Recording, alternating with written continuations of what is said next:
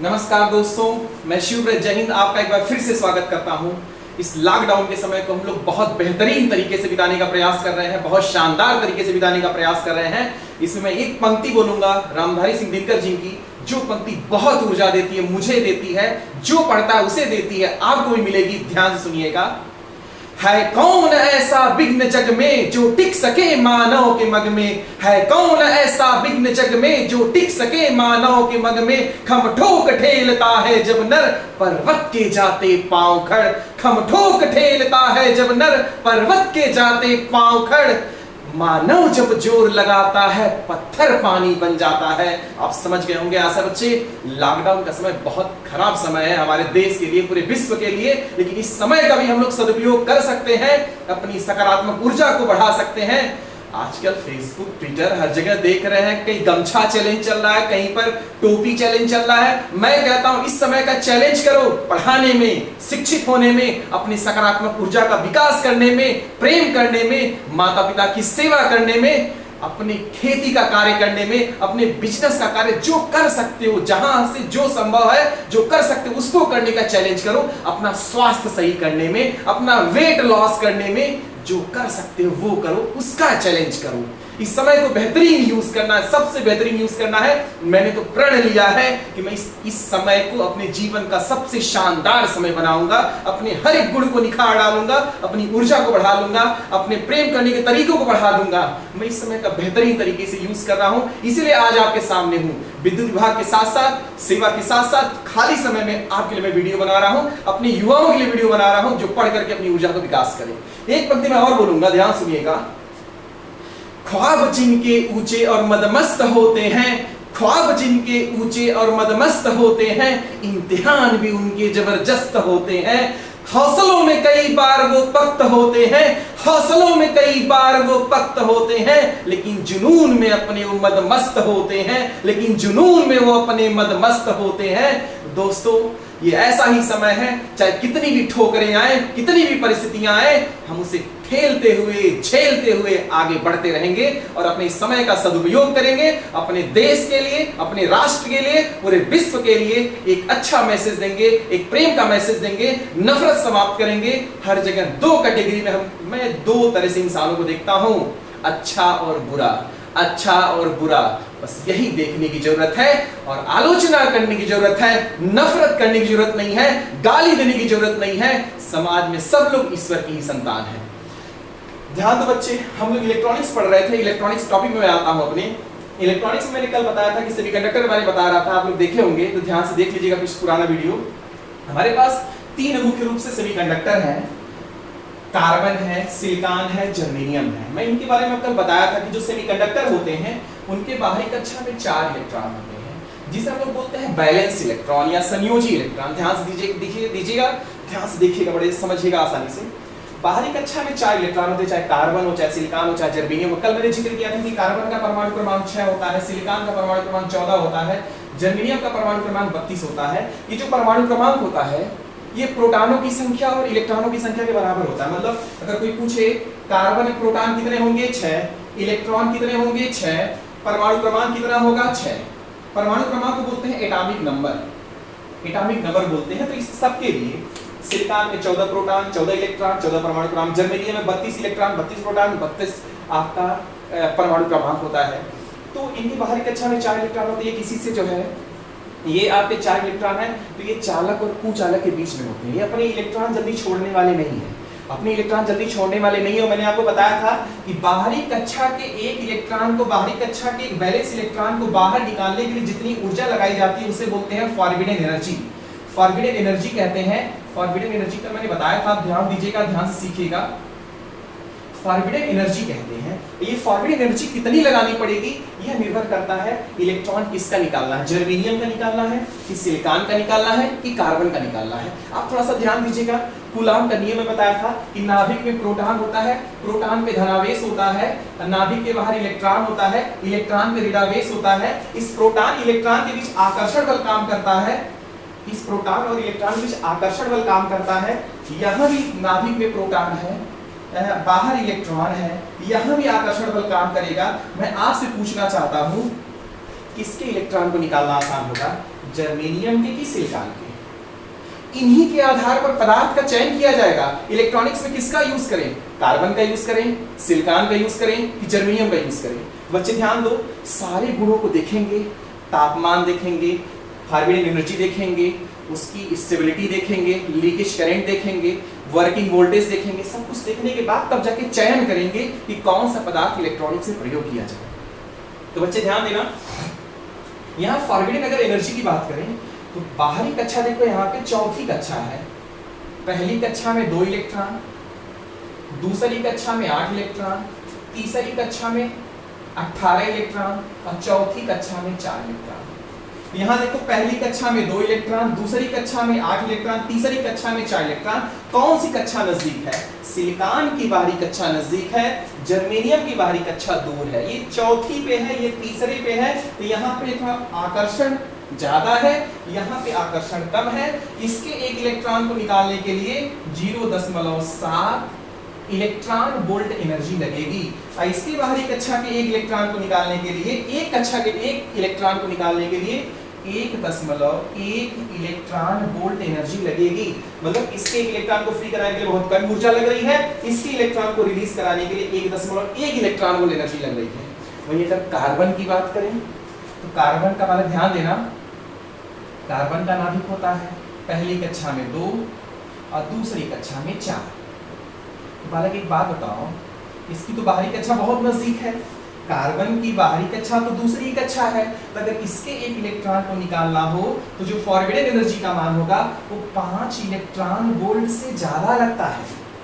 मतलब इसके बाहरी कक्षा के एक इलेक्ट्रॉन को निकालने के लिए, कार्बन के बाहरी कक्षा के एक इलेक्ट्रॉन को निकालने के लिए 5 इलेक्ट्रॉन वोल्ट से ज्यादा एनर्जी लगेगी। ये फॉरबिडन एनर्जी है, फॉरबिडन एनर्जी है।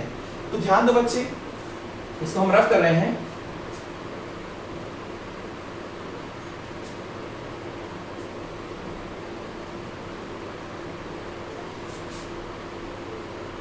बालक अगर हम फॉरबिडन एनर्जी की बात करें तो फॉरबिडन, अगर यहाँ पर हम लिखें फॉरबिडन एनर्जी, तो फॉरबिडन एनर्जी कार्बन के केस में 5 इलेक्ट्रॉन वोल्ट के आसपास लगेगी। सिलिकॉन में हमारी कितनी लगी? 1.1 इलेक्ट्रॉन वोल्ट लगेगी। अगर जर्मेनियम की बात करेंगे तो 0.7 इलेक्ट्रॉन वोल्ट एनर्जी लगेगी बाहरी कक्षा के एक इलेक्ट्रॉन को निकालने के लिए। दूसरे गुण को देखते हैं बालक। आगे देखा गया कि जो टेम्परेचर, अच्छा बालक इसमें ज्यादा एनर्जी लग रही है तो इसका कांटेक्ट रेजिस्टेंस ज्यादा होगा, संपर्क प्रतिरोध जिसे कहते हैं, संपर्क प्रतिरोध जिसे इंग्लिश में बोलते हैं कांटेक्ट रेजिस्टेंस। तो कार्बन का कांटेक्ट रेजिस्टेंस ज्यादा होगा, इसका कम होगा, इसका इन दोनों से कम होगा। ध्यान दो बालक। अब बात करते हैं, अच्छा ठीक है, जब इसका यूज किया जाता है तो तापमान, वर्किंग टेम्परेचर, तो बालक जो टेम्परेचर होता है, इसका टेम्परेचर जो होता है, कार्बन ज्यादा तापमान सह सकता है क्योंकि इसके बाहरी कक्षा के एक इलेक्ट्रॉन को निकालने के लिए ज्यादा ऊर्जा चाहिए होती, तो ज्यादा तापमान सह सकता है। तो इसका वर्किंग टेम्परेचर 150 से ऊपर होता है, 150 से ऊपर सह सकता है, कोई समस्या नहीं है। एवं 150 से ऊपर, 150 डिग्री सेल्सियस से ऊपर तक का तापमान सह सकता है, कोई समस्या नहीं है। सिलिकॉन का कार्यकारी तापमान 150 से 190 के बीच, 190 डिग्री सेल्सियस के बीच होगा। और जो जर्मेनियम होता है उसका कार्यकारी तापमान 90 डिग्री सेल्सियस तक होता है, क्योंकि इसका इलेक्ट्रॉन बड़े आसानी से निकल जा रहा था, इसका इलेक्ट्रॉन बड़े आसानी से निकल जा रहा था, बाहरी कक्षा बड़ी दूर थी, बड़ी कम एनर्जी लगाने पे इलेक्ट्रॉन निकल जा रहा था। इसका कार्यकारी तापमान बहुत ज्यादा नहीं है, 90 डिग्री सेल्सियस के आसपास है। तो मतलब अगर तापमान की बात करेंगे, तापमान की बात करेंगे बच्चे, तो कुल मिला के ये कह सकते हैं कि हमारा जो बालक वर्किंग टेम्परेचर है, ये सिलिकॉन कुछ हद तक बहुत अच्छा सह रहा है। और इसकी जो फॉरबिडन एनर्जी 1.1 इलेक्ट्रॉन वोल्ट है, कांटेक्ट रेजिस्टेंस की कमी है, इसका तो बहुत ज्यादा कम है। फिर एक और चीज देखते हैं, जब इसका आगे चल के डायोड बनाते हैं, आप पढ़ोगे भी बताऊंगा मैं, डायोड बनाते हैं, तो डायोड बनाते हैं तो एक निश्चित वोल्टेज पर डायोड ऑन होता है, जी एक निश्चित वोल्टेज पर डायोड टर्न ऑन होता है, जिसे बोलते हैं कट इन वोल्टेज। क्या बोलते हैं? Cut in voltage. Cut in voltage बोलते हैं बच्चे या उसी को नी वोल्टेज भी कहते हैं, कट इन वोल्टेज या नी वोल्टेज। तो ये चूंकि कार्बन तो यूज करेंगे नहीं डायोड में, चूंकि इसका कांटेक्ट डिस्टेंस बहुत ज्यादा है इसलिए डायोड बनाने की जरूरत नहीं है। यूज करेंगे सिलिकॉन और जर्मेनियम का। तो सिलिकॉन के लिए जो कट इन वोल्टेज होगी वो 0.7 वोल्ट होगी और जर्मेनियम के लिए 0.3 वोल्ट। मतलब जर्मेनियम से डायोड बनेगा वो 0.3 वोल्ट पे ही ऑन हो जाएगा और जो सिलिकॉन से बनेगा वो 0.7 वोल्ट दिया जाएगा तब जाके ऑन होगा। अच्छा, फिर बात आई कि अच्छा ठीक है, ये तो इसका और कम है तो अच्छी बात है। एक शब्द फिर आया, ध्यान से देखना बच्चे। फिर नेक्स्ट आया हमारा लीकेज करेंट।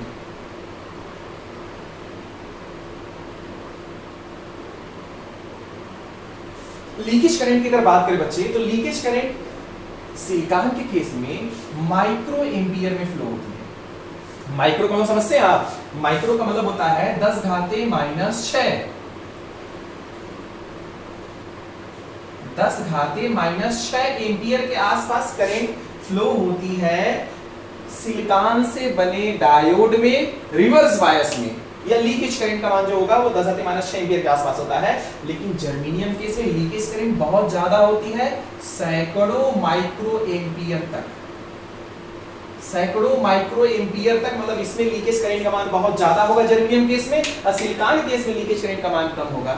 बच्चे ध्यान दो, इलेक्ट्रॉनिक्स में अगर हमको ऐसे पदार्थ का चयन किया जाता है जिसपे हमारा कंट्रोल हो, जिसपे हमारा कंट्रोल हो, ये जो जर्मेनियम है इस पे बहुत कम कंट्रोल होगा, बहुत कम वोल्टेज पे ऑन हो जा रहा है, बहुत कम टेम्परेचर से आ रहा है और बहुत कम वोल्टेज पे इसका एक इलेक्ट्रॉन रिलीज हो रहा है। जैसे ही प्रकाश पड़ेगा, जैसे ही इस पर प्रकाश पड़ेगा ये ऑटोमेटिक इलेक्ट्रॉन इससे निकलने लगेंगे।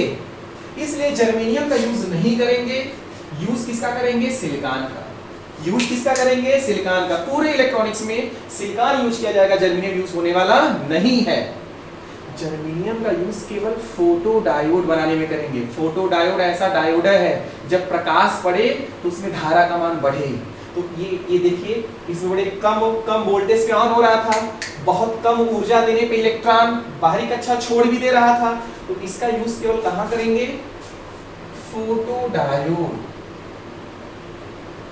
जो कि फोटो डायोड जो कि रिवर्स बायस में काम करेगा, उस पर प्रकाश गिरा जाएगा, प्रकाश की किरण गिराई जाती है। जब प्रकाश की किरण गिराई जाती है तो इसमें लीकेज करंट का ऑलरेडी ज्यादा है तो बहुत अच्छा है, इसलिए उसका यूज करते हैं, इसलिए उसका यूज करते हैं। और सिलिकॉन का यूज पूरे इलेक्ट्रॉनिक्स में करेंगे, किसी और पदार्थ का यूज करने वाले नहीं है। और अगली बात कार्बन की, तो कार्बन का यूज करेंगे मशीनों में ब्रश के रूप में। ब्रश जो धारा कलेक्ट करने का काम करेगा, ये सेल्फ लुब्रिकेटिंग प्रॉपर्टी होती है, स्वस्नेहन का गुण होता है, चिकनाई का गुण होता है, संपर्क प्रतिरोध ज्यादा होता है। संपर्क प्रतिरोध ज्यादा होता है तो स्पार्किंग कम होती है, इसलिए मशीनों के ब्रश में कार्बन का यूज करेंगे, इलेक्ट्रॉनिक्स में सिलिकॉन का यूज करेंगे, पूरे इलेक्ट्रॉनिक्स में सिलिकॉन का यूज करेंगे। आप समझ गए होंगे और ध्यान दीजिएगा, ध्यान समझते जाइए। थोड़ा सा मैं वीडियो चेक कर लूं प्रॉपर बन रहा है कि नहीं बन रहा है। जैसे कल गलती हुआ, मैं बोलता चला गया, कम से कम 2.5-3 घंटे बोला था, अब पता चला वीडियो बंद हो गई थी। एक बार मैं चेक कर लेता हूं, आप लोग ध्यान से देखते जाइए।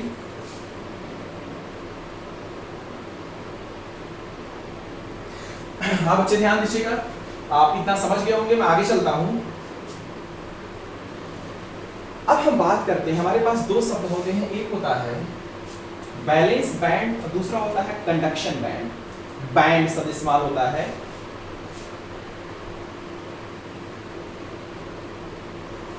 अच्छा, और हमारे पास डिफरेंट टाइप के सेमीकंडक्टर हैं जिनकी आप बैंड गैप एनर्जी देखिएगा। जैसे जर्मेनियम के लिए 0.7 इलेक्ट्रॉन वोल्ट, सिलिकॉन के लिए 1.1 इलेक्ट्रॉन वोल्ट, और हमारे पास फिर अगर गैलियम आर्सेनाइड है जिसका चल के आगे चल के एलईडी बनाया जाएगा, लाइट इमिटिंग डायोड, इसके लिए 1.4 इलेक्ट्रॉन वोल्ट है। सिलिकॉन कार्बाइड, इसका भी एलईडी में यूज होता है, 3.3 इलेक्ट्रॉन वोल्ट। पूछे जाते हैं प्रश्न, ये ध्यान दीजिएगा, जेई के पेपर में पूछे जाते हैं, टीजी2 के पेपर में पूछे जाते हैं। जो भी बच्चे इलेक्ट्रिकल के हैं एकदम ध्यान से पढ़िए, इलेक्ट्रॉनिक्स बच्चे में भी ध्यान से पढ़िए, बहुत शानदार तरीके से समझिएगा। फिर गैलियम नाइट्राइड है, इसका 3.4 इलेक्ट्रॉन वोल्ट है। डायमंड जिसे कार्बन बोलते हैं, कार्बन का 5.5 इलेक्ट्रॉन वोल्ट के आसपास दिया है, 5 इलेक्ट्रॉन वोल्ट है, 5.5 इलेक्ट्रॉन वोल्ट के आसपास है, तो एग्जैक्ट वैल्यू नहीं है। ये हमारा बैंड गैप एनर्जी है। बैंड गैप एनर्जी का मतलब है फॉरबिडन एनर्जी, ध्यान समझिएगा, कंफ्यूजन ना रहे। फॉरबिडन एनर्जी, फॉरबिडन एनर्जी का मतलब बाहरी कक्षा के एक इलेक्ट्रॉन को निकालने के लिए बैलेंस इलेक्ट्रॉन को बैलेंस बैंड के एक इलेक्ट्रॉन को निकालने के लिए जो ऊर्जा लगेगी उसे फॉरबिडन एनर्जी बोलेंगे, एक इलेक्ट्रॉन को निकालने के लिए केवल। अब ध्यान दो बच्चे, अब हमारे पास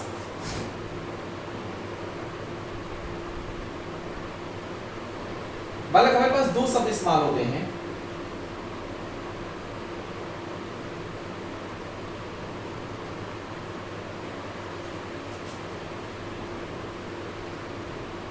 बच्चे ध्यान देना, एक शब्द इस्तेमाल होता है बैलेंस बैंड, आप सुने होंगे, थोड़ा समझिएगा अंतर, बहुत सारी बारीकियां हैं जो लोग जानते ही नहीं, बस उल्टा सीधा बताते रहते हैं, ध्यान दीजिएगा।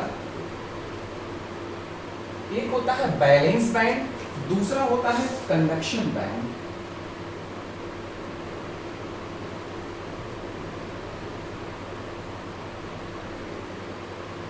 जिसे हिंदी बोलते हैं चालन बैंड, समझिएगा ध्यान से। अब बैलेंस बैंड को क्या बोलेंगे? संयोजी।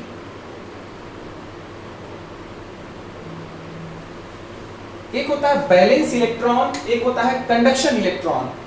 ये बैलेंस बैंड है, ये कंडक्शन बैंड है। तो ध्यान देना बच्चे, जो बैलेंस इलेक्ट्रॉनों की ऊर्जा की रेंज होती है, जो बैलेंस इलेक्ट्रॉनों की ऊर्जा की रेंज होती है, उसे बैलेंस बैंड कहते हैं। बैलेंस इलेक्ट्रॉनों की ऊर्जा की रेंज को बैलेंस बैंड बोलते हैं। फ्री इलेक्ट्रॉनों के ऊर्जा की रेंज को, फ्री इलेक्ट्रॉनों के ऊर्जा की रेंज शब्द ध्यान दीजिएगा, अलग अलग पदार्थ होंगे तो उनकी ऊर्जा अलग अलग होगी ना, तो फ्री इलेक्ट्रॉनों के ऊर्जा की रेंज को कंडक्शन बैंड, संयोजी इलेक्ट्रॉनों के ऊर्जा की रेंज को हम लोग कहते हैं बैलेंस बैंड कहते हैं।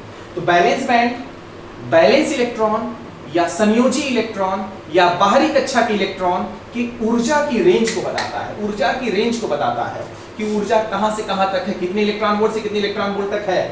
कंडक्शन बैंड फ्री इलेक्ट्रॉन या चालन इलेक्ट्रॉन की ऊर्जा की रेंज को कंडक्शन बैंड बताता है। एक ग्राफ बनता है जिसमें गैप दिखाया जाता है कि कंडक्टर के लिए कितना होगा, सेमी कंडक्टर के लिए कितना होगा और इंसुलेटर के लिए क्या होगा। तो देखो बच्चे, अगर मैं यहां बना रहा हूं, समझिएगा ध्यान से,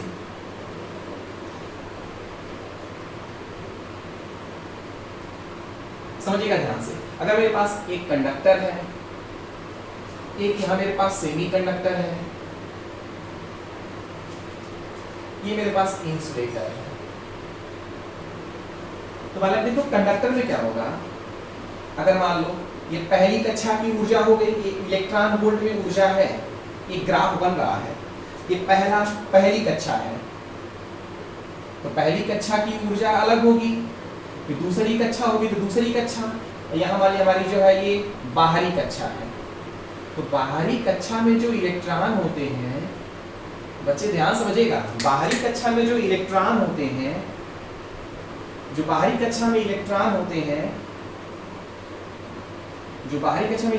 उसे हम लोग बैलेंस इलेक्ट्रॉन बोलते हैं। और उसकी जो ऊर्जा है यहां से यहां तक, ये जो टोटल ऊर्जा है, ये हमारी बैलेंस बैंड बताएगी। अच्छा, इसे हम लोग बोलते हैं, ये हमारा जो बैंड है इसको बोलेंगे बैलेंस बैंड।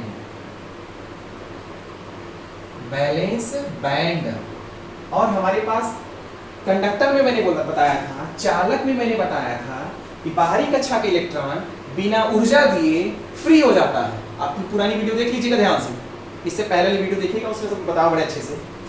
बाहरी कक्षा के इलेक्ट्रॉन बिना ऊर्जा दिए फ्री हो जाता है, मतलब कंडक्शन बैंड इसी में होगा, इसी में सुपरइम्पोज होगा।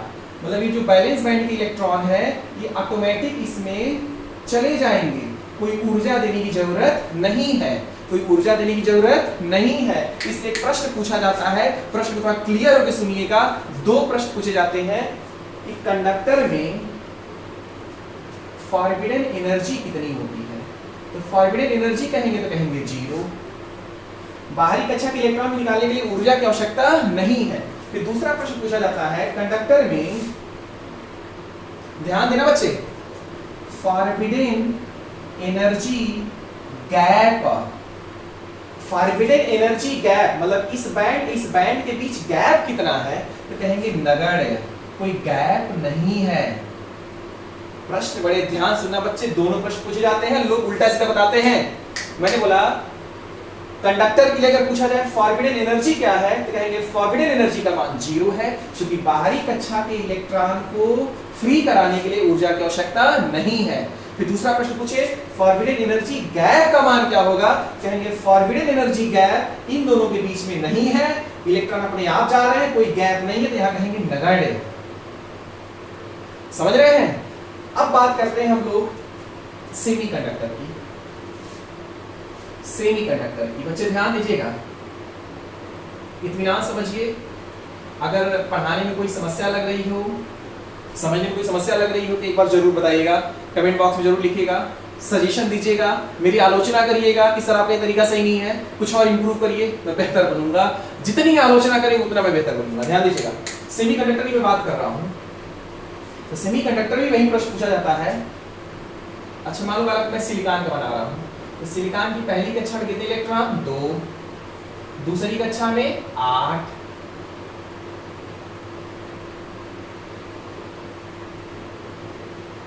और तीसरी कक्षा में 4।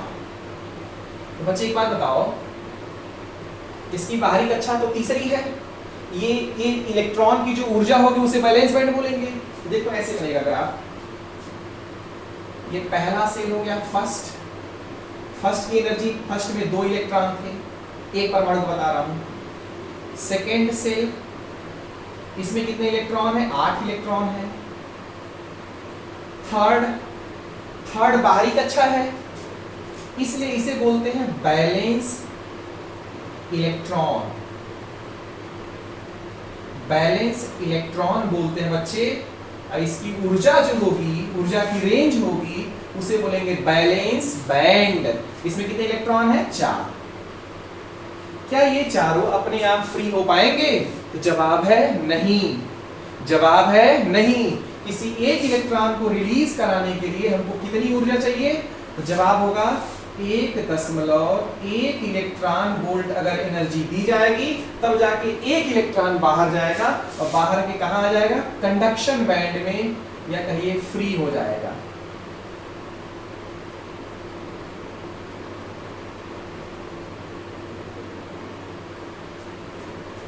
एक इलेक्ट्रॉन को 1.1 इलेक्ट्रॉन वोल्ट जब एनर्जी मिलेगी तब जाके ये फ्री होगा।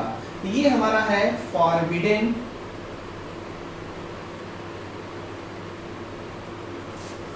Energy gap.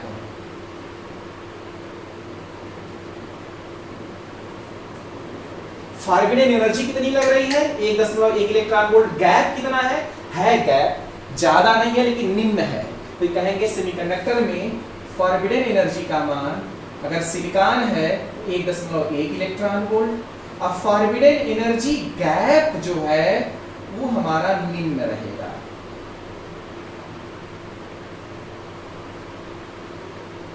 निम्न रहेगा, फॉरबिडन एनर्जी गैप क्या रहेगा? निम्न। ये सेमीकंडक्टर हो गया। लास्ट होता है हमारा इंसुलेटर। इंसुलेटर को तो जानते हो आप कि बाहरी कक्षा के इलेक्ट्रॉन को निकालना बड़ा कठिन होता है, बाहरी कक्षा के इलेक्ट्रॉन निकालना बड़ा कठिन होता है। तो बालक देखो, उसमें भी मान लीजिए पहला सेल होगा, सेकेंड सेल होगा, थर्ड होगा, या बैलेंस बैंड होगा। तो बैलेंस बैंड के एक इलेक्ट्रॉन को निकालने के लिए मैंने आप लोगों को बताया था पिछली क्लास में, ध्यान से देख लीजिएगा कि बाहरी कक्षा के एक इलेक्ट्रॉन को निकालने के लिए कुचालक में ज्यादा एनर्जी लगानी पड़ती है, ज्यादा एनर्जी लगानी पड़ती है।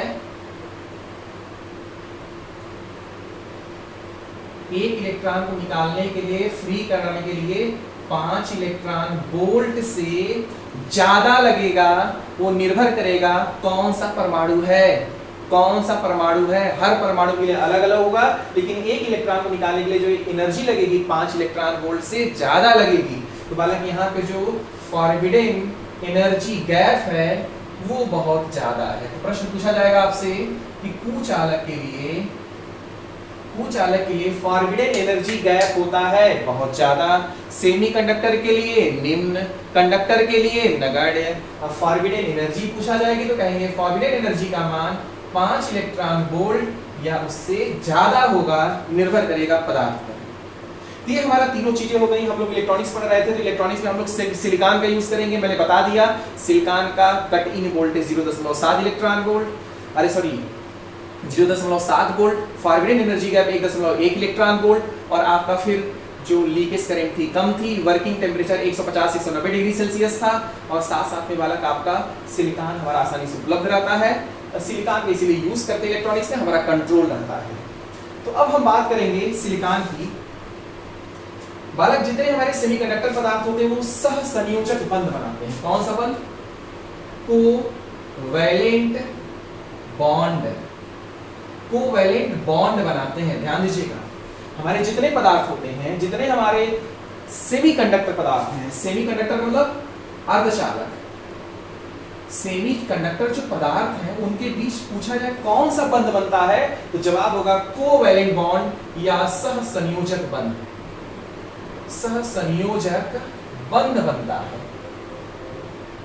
सहसंयोजक बंध का मतलब होता है साझेदारी वाला बंध, जहां साझा होता है। देखो ये इमेज दिख रहा है आपको, बाहरी कक्षा के इलेक्ट्रॉन ही साझा करते हैं, बाहरी कक्षा के इलेक्ट्रॉन ही साझा करते हैं। तो वो साझेदारी लोग किस तरह किए हैं, ये तो हमारा पूरा इसमें अशुद्धि मिलाई गई है। मैं आपको एक वीडियोस दिखा के समझाता हूँ, उनके भी सहसंयोजक बंध बनता है। मैं एक सिंपल स्ट्रक्चर दिखा रहा हूँ इसका।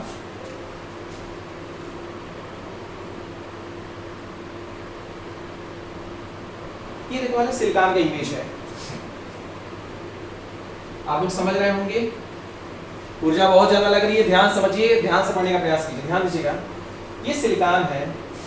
एक सिलिकॉन के सबसे बाहरी कक्षा में 4 इलेक्ट्रॉन होते हैं। अरे जितने सेमीकंडक्टर है सबके बाहरी कक्षा में 4 ही तो थे ना, तो 4 बाहरी कक्षा में इलेक्ट्रॉन होते हैं। बाहरी कक्षा में जब 4 इलेक्ट्रॉन है तो देखिए सिलिकॉन का भी एक साझा इसका किया, एक साझा इसका किया, एक इसका किया तो एक इसका किया, एक इसका किया तो एक इसका किया, एक इसका किया तो एक इसका किया। मतलब बताओ 4 कितने हो गए? 8। साझेदारी हुई कि नहीं हुई? बराबर की साझेदारी हुई। जब साझेदारी होती है, ये जो बंध कहलाता है इसे बोलते हैं सहसंयोजक बंध। जहां ये बंध बनता है वो मजबूत संरचना बनती है जिसे ठोस कहते हैं। तो ये क्रिस्टल रूप में पाया जाता है, एक रेगुलर पैटर्न में है, एक रेगुलर पैटर्न में, इसलिए इसे क्रिस्टल बोलते हैं। अब ध्यान दो बच्चे, इसमें क्या कोई फ्री इलेक्ट्रॉन है? नहीं, सब जुड़े हुए हैं बाहरी कक्षा के इलेक्ट्रॉन। अभी कोई फ्री इलेक्ट्रॉन नहीं है, कोई फ्री इलेक्ट्रॉन नहीं है। ध्यान देना बच्चे, ये साझेदारी करके मैंने आपको पहले की वीडियो में बताया था कि सारे परमाणु चाहते हैं उनका अष्टक पूरा हो जाए, उनका अष्टक पूरा हो जाए, मतलब बाहरी कक्षा में 8 इलेक्ट्रॉन हो जाए। जैसे बाहरी कक्षा में 8 इलेक्ट्रॉन होते हैं फिर वो क्रिया करना बंद कर देता है। ऐसी प्रकृति ने रचना की है, इसका जवाब मेरे पास नहीं है। ऐसी प्रकृति ने रचना की है हाइड्रोजन हीलियम को छोड़ करके। बाहरी कक्षा में 8 इलेक्ट्रॉन चाहते हैं, उसी 8 को पूरा करने के लिए क्रिया ही करते हैं वो। ध्यान दीजिएगा, ये अष्टक पूरा कर लिया, क्रिया कर लिया, पदार्थ बन गया। हमको इलेक्ट्रॉनिक्स में यूज करना है जिसमें हमारा कंट्रोल भी होना चाहिए, सब कुछ होना चाहिए। तो जब इलेक्ट्रॉन कभी फ्री है ही नहीं, जब इलेक्ट्रॉन फ्री ही नहीं है तो कैसे धारा का प्रवाह होगा? हालांकि एक शब्द इस्तेमाल होता है परम शून्य तापमान। मैं कल जिक्र कर रहा था, उसमें वीडियो कट हो गया था। परम शून्य तापमान जिसे इंग्लिश में बोलते हैं absolute zero temperature. Absolute zero temperature, absolute zero temperature. ध्यान देना बच्चे, परम शून्य तापमान या एब्सोल्यूट जीरो टेम्परेचर से कहते किसे हैं? ये होता है 0 केल्विन। बच्चे ध्यान दीजिएगा, केल्विन का नाम सुने हैं आप? केल्विन, केल्विन प्रश्न पूछा जाता है, देख लेना बुकलेट में मिल जाएगा जितनी बुक पढ़ते हो आप। केल्विन तापमान का अंतरराष्ट्रीय मानक है, तापमान का एसआई मात्रक है। एसआई मतलब अंतरराष्ट्रीय, इंटरनेशनल स्टैंडर्ड मात्रक है। तापमान को केल्विन में मापा जाता है, सेल्सियस में नहीं मापा जाता। इस 0 केल्विन को ही परम शून्य तापमान बोलते हैं। 0 केल्विन हमारा -273.0 0.15 डिग्री सेल्सियस के बराबर होता है। मतलब परम शून्य तापमान को या तो 0 केल्विन कह सकते हो आप, या -273.15 डिग्री सेल्सियस कह सकते हो आप। तापमान को सेल्सियस में मापते हैं, सेंटीग्रेड में मापते हैं, केल्विन में मापते हैं, फ़ारेनहाइट में मापते हैं ना। ध्यान देना कैसे चेंज करते हैं, मैं बता देता हूं। केल्विन बाई 5 बराबर C by 5, sorry C by 5 बराबर F माइनस 32 बाई 9 बराबर K माइनस 273 बाई 5। 273 किया 273। जिसको जिसको आपस में चेंज करना उन दोनों को ले लो। जैसे सेल्सियस केल्विन को चेंज करना तो इन दोनों को आपस में रख लो, फ़ारेनहाइट से चेंज करना इन दोनों को ले लो आप। इस तरह चेंज कर सकते हो तापमान को। अब देखो बच्चे ध्यान दो, हम बता रहे थे कि परम शून्य तापमान क्या है। मैंने बोला था कि भाई जब तापमान कम रहेगा तो बाहरी कक्षा का इलेक्ट्रॉन छोड़ने वाला नहीं है। बाहरी कक्षा का इलेक्ट्रॉन चक्कर लगाएगा, जुड़ा रहेगा, कोई इलेक्ट्रॉन फ्री होने वाला नहीं है। और फ्री इलेक्ट्रॉन से ही धारा का प्रवाह होता है, चाहे इलेक्ट्रॉनिक्स हो चाहे इलेक्ट्रिकल हो, कहीं भी धारा का प्रवाह फ्री इलेक्ट्रॉन से होता है, आवेश के प्रवाह से होता है। तो यहाँ कोई फ्री इलेक्ट्रॉन है नहीं। परम शून्य तापमान पर सेमीकंडक्टर में, शुद्ध सेमीकंडक्टर में, शुद्ध का मतलब समझ रहे हैं ना, जिसमें कोई अशुद्धि ना हो, शुद्ध सेमीकंडक्टर में फ्री इलेक्ट्रॉन की संख्या 0 होती है। फ्री इलेक्ट्रॉन की संख्या कितनी होती है? 0। जब फ्री इलेक्ट्रॉन वाला 0 है, फ्री इलेक्ट्रॉन की संख्या 0 होती है, लग रहा है,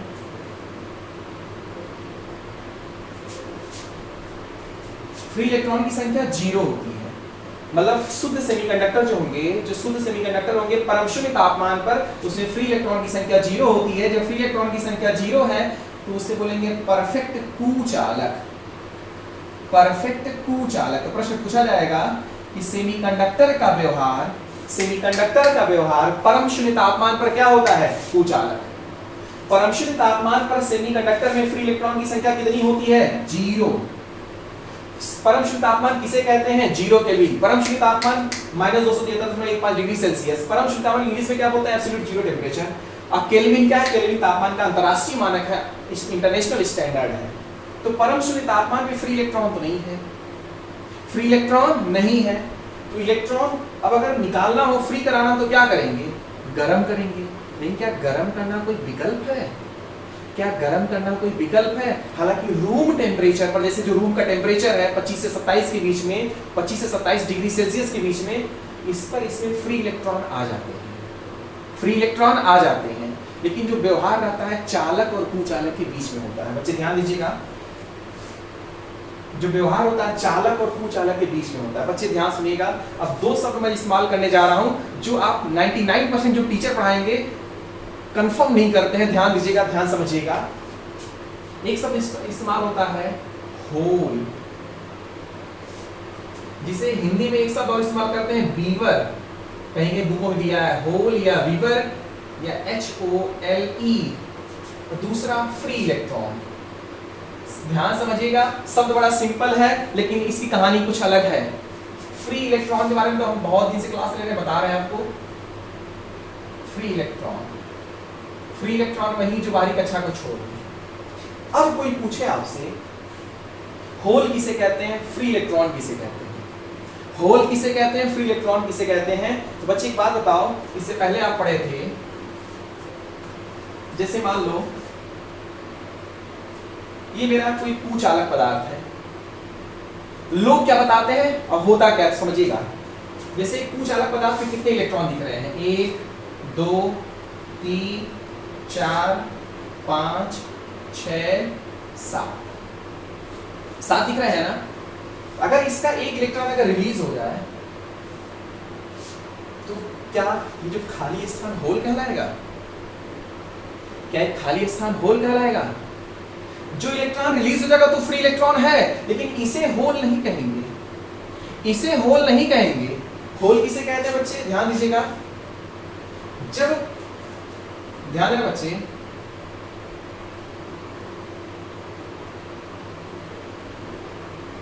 ध्यान देना बच्चे,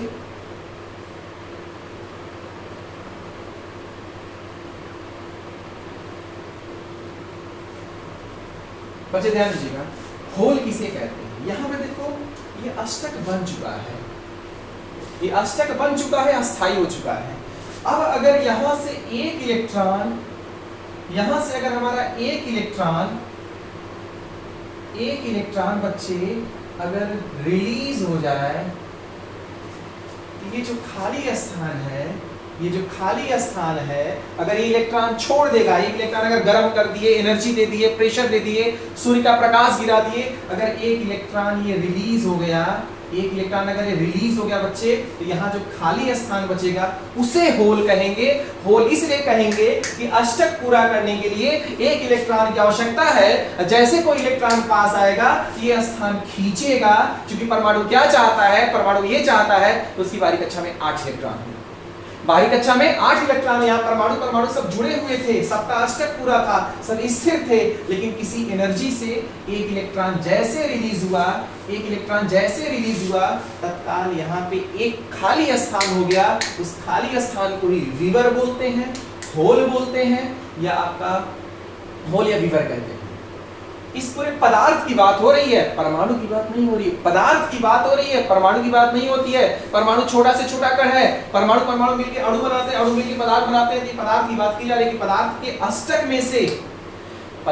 के अष्टक में से अगर एक इलेक्ट्रॉन रिलीज होगा, एक होल बनेगा।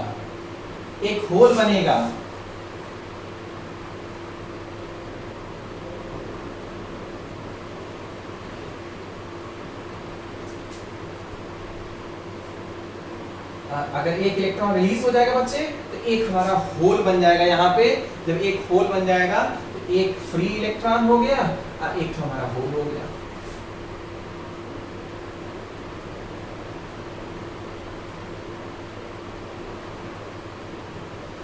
अब बात होती है कि भाई ये जो सेमीकंडक्टर है, तो सेमीकंडक्टर तो पहले शुद्ध सेमीकंडक्टर की बात करेंगे। शुद्ध सेमीकंडक्टर की बात करेंगे, इसे बोलते हैं हम लोग इंग्लिश में इंट्रिंसिक।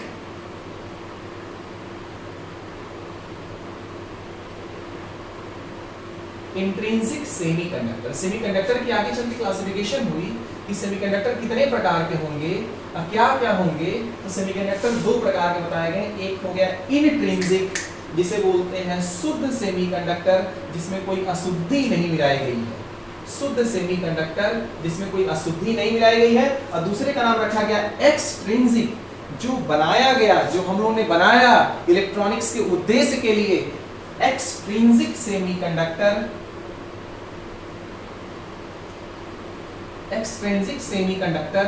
जिसे हम लोग बोलते हैं अशुद्ध। अशुद्ध का मतलब कोई ऐसी अशुद्धि नहीं, हम ऐसी अशुद्धि मिलाएंगे जिससे उसकी चालकता बढ़ जाए।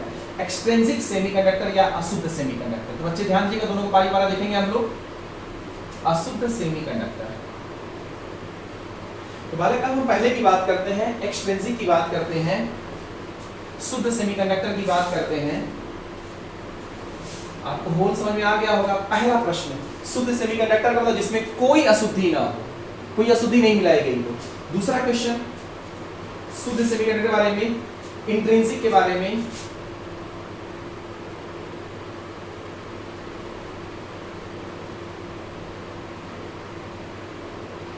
इंट्रिंसिक सेमीकंडक्टर, इसमें कोई अशुद्धि बच्चे को नहीं मिलाई गई है।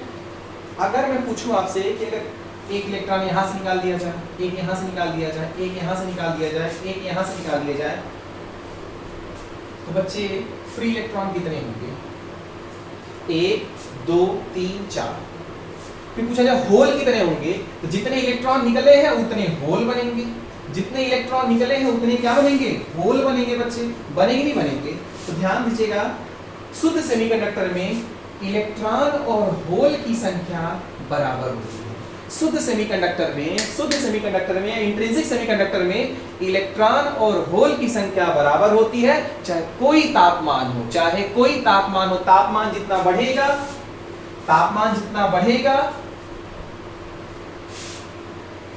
अगर तापमान इसका बढ़ता है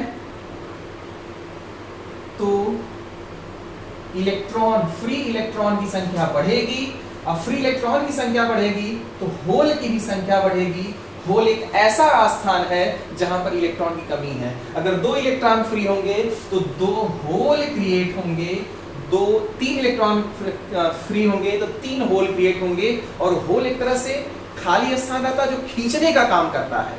आसपास अगर कोई इलेक्ट्रॉन आएगा तो खींचने का काम करेगा, जिससे धारा का प्रवाह आसानी से होगा। तो इलेक्ट्रॉन और होल दोनों कैरियर हैं, ये बोला जाता है मोबाइल चार्ज कैरियर। ध्यान देना बच्चे, mobile charge carrier. Mobile charge carrier या इसे बोलते हैं गतिमान आवेश वाहक। गतिमान आवेश वाहक। गतिमान आवेश वाहक किसको बोलते हैं? फ्री इलेक्ट्रॉन, शब्द पे ध्यान देना, फ्री इलेक्ट्रॉन और होल को, फ्री इलेक्ट्रॉन और होल को गतिमान आवेश वाहक या मोबाइल चार्ज कैरियर कहते हैं। क्योंकि अगर खाली स्थान रहेगा, जैसे मान लो यहाँ खाली स्थान हो गया, तो अगर कोई इलेक्ट्रॉन इधर से आएगा भटकते हुए तो ये खींचने का काम करेगा। जब इलेक्ट्रॉन जाएगा यहाँ तो धारा का प्रवाह होगा, क्योंकि आवेश प्रवाह की दर को धारा कहते हैं। ये होल खाली स्थान से स्थान देता है, खींचने का काम करता है। इस फ्री इलेक्ट्रॉन और होल को मोबाइल चार्ज कैरियर या गतिमान आवेश कहते हैं। इंट्रिंसिक सेमीकंडक्टर में इलेक्ट्रॉन और होल की संख्या बराबर होती है। हर एक तापमान पर प्रश्न पूछा जाता है। दूसरा कोई पूछे तापमान बढ़ने पे क्या होगा? तापमान बढ़ने पर इलेक्ट्रॉन और होल की संख्या बढ़ेगी। इलेक्ट्रॉन और होल की संख्या बढ़ेगी तो रेजिस्टेंस का मान घटेगा, रेजिस्टिविटी का मान घटेगा। और रेजिस्टेंस घटेगा तो चालकता का मान क्या होगा? बढ़ेगा। चालकता का मान क्या होगा? बढ़ेगा। चालकता का मतलब जो धारा के प्रवाह में सहयोग करे। 2 गुण होते हैं, एक गुण एक अवगुण। चालकता धारा के प्रवाह का सहयोग करता है, रेजिस्टेंस धारा के प्रवाह का विरोध करता है। जैसे मेरी बुराई मेरे विकास का विरोध करेगी, मेरी अच्छाई मेरे विकास का सहयोग करेगी। बुराई ज्यादा होगी तो अच्छाई कम होगी, बुराई ज्यादा होगी तो अच्छाई कम होगी, बुराई कम होगी तो अच्छाई ज्यादा होगी। इसी तरह दोनों गुण हैं। अगर रेजिस्टेंस घटेगा तो चालकता बढ़ेगी। ये शुद्ध सेमीकंडक्टर है। शुद्ध सेमीकंडक्टर का हम इलेक्ट्रॉनिक्स में यूज नहीं कर सकते, क्योंकि शुद्ध सेमीकंडक्टर की जो रेजिस्टिविटी है मैं पहले भी जिक्र किया था, मैं आपको बता देता हूं फिर से। शुद्ध सेमीकंडक्टर की जो रेजिस्टिविटी है उसका मान लगभग 10⁻³ से 10⁵ तक कैसा ओम सेमी कह सकते हैं। ये वैल्यू देखो बच्चे, ये वैल्यू जो है आपका, बस ध्यान देना ये माइनस से प्लस होना चाहिए। ये 4 भी हो सकता है, कोई इसे 5 भी 6 भी कह सकता है। और इसकी जो मतलब ये जो रेजिस्टिविटी है चालक से ज्यादा है, अप्पू चालक से कम है। और इसका रेजिस्टिविटी का उल्टा अगर चालकता करें, विशिष्ट चालकता करें तो ये 10⁻³ से ये प्लस हो जाएगा। भाई बुराई का उल्टा अच्छाई, बुराई का उल्टा अच्छाई, तो 10⁻⁻5। और इसका मात्रक मैं पहले ही बताया था, महो प्रति सेंटीमीटर। पिछली क्लास में ध्यान से पढ़ लीजिए। इंट्रिंसिक सेमीकंडक्टर का हम लोग इलेक्ट्रॉनिक्स में यूज नहीं कर सकते। फिर बात आती है कि यूज कैसे करें, किसका यूज करें, क्या यूज करें। तो जवाब हुआ कि इसमें कुछ अशुद्धि मिलाई जाएगी। और अशुद्धि मिलाने का पर्पस क्या होगा, उद्देश्य क्या होगा? तो जवाब था उद्देश्य, अशुद्धि मिलाने का जो पर्पस है उसकी चालकता को बढ़ा देना। उसकी चालकता को बढ़ा देना, कुछ ऐसा कार्य करें जिससे उसकी चालकता बढ़ जाए। तो ध्यान दीजिएगा। दूसरा सेमीकंडक्टर बनाया गया जिसका नाम रखा गया एक्सट्रिंसिक। एक्सट्रिंसिक सेमीकंडक्टर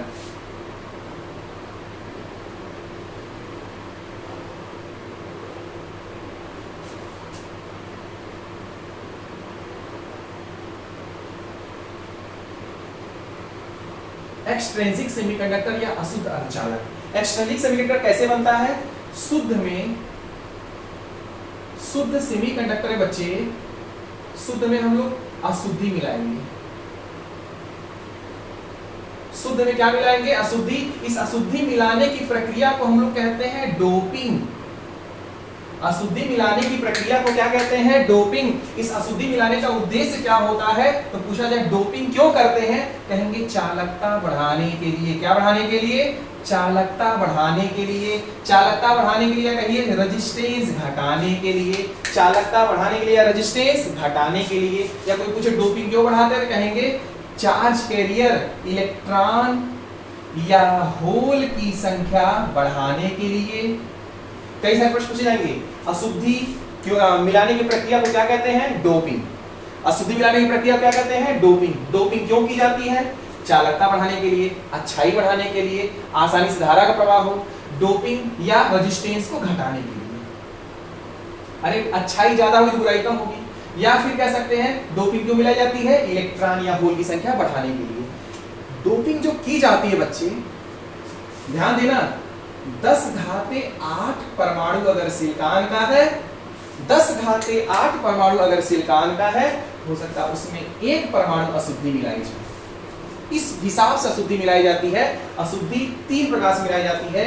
एक होती है लाइट डोपिंग।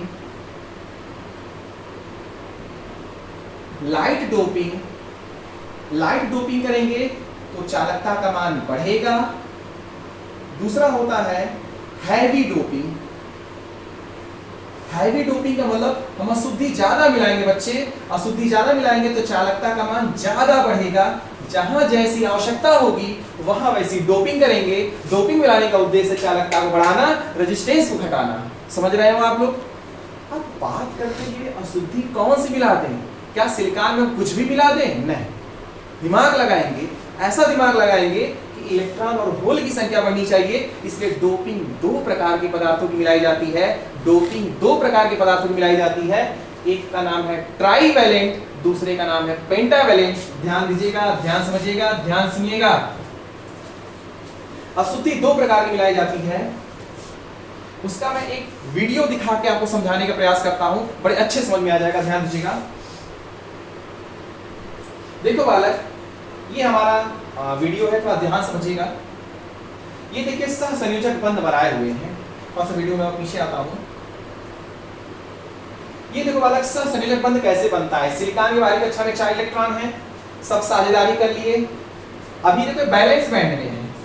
ध्यान देना बच्चे, अभी ये इलेक्ट्रॉन जो बाहरी कक्षा के इलेक्ट्रॉन है सब जुड़े हुए हैं, और सब जुड़े हुए थे। इनकी जो बैंड है इसको हम लोग बोल रहे हैं बैलेंस बैंड। इसकी ऊर्जा की रेंज को बैलेंस बैंड बोल रहे हैं। अभी कोई फ्री नहीं हुआ है। फ्री तब होगा जब उसे कोई एनर्जी दी जाएगी। तो ध्यान देना बच्चे, अभी कोई ना फ्री इलेक्ट्रॉन है ना कोई होल है, लेकिन सबका अष्टक पूरा हुआ है। तो ध्यान देखिएगा।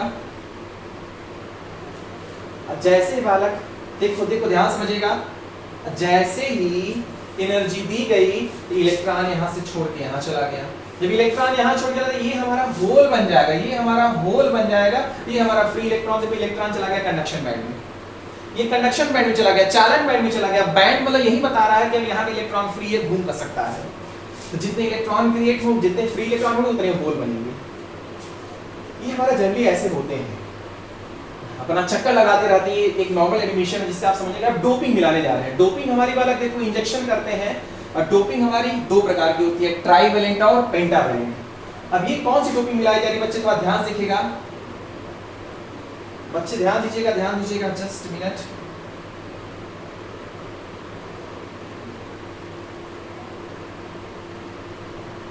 बालक देखो, इसके बाहरी कक्षा में जो डोपिंग मिलाई गई, थोड़ा ध्यान समझिएगा।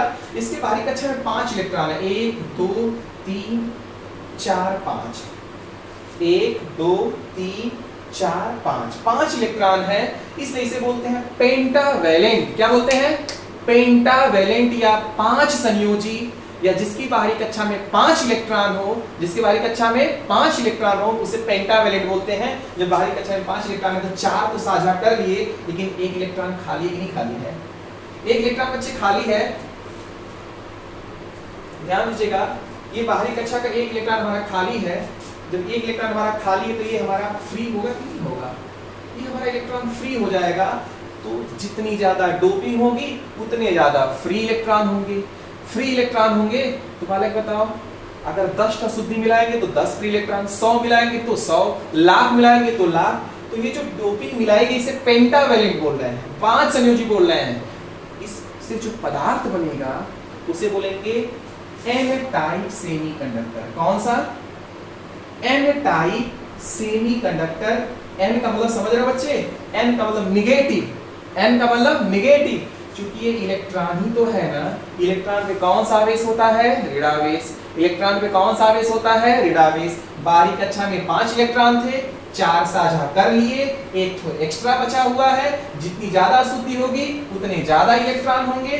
जब ज्यादा, अच्छा यहाँ होल नहीं बनेगा, यहाँ जब इलेक्ट्रॉन फ्री होगा तो क्या होल बनेगा? नहीं। अष्टक पूरा है, 2 2 4 2 6 2 8, अष्टक पूरा है। तो अगर ये फ्री भी हो जाएगा तो होल बनने वाला नहीं है, होल बनने वाला नहीं है।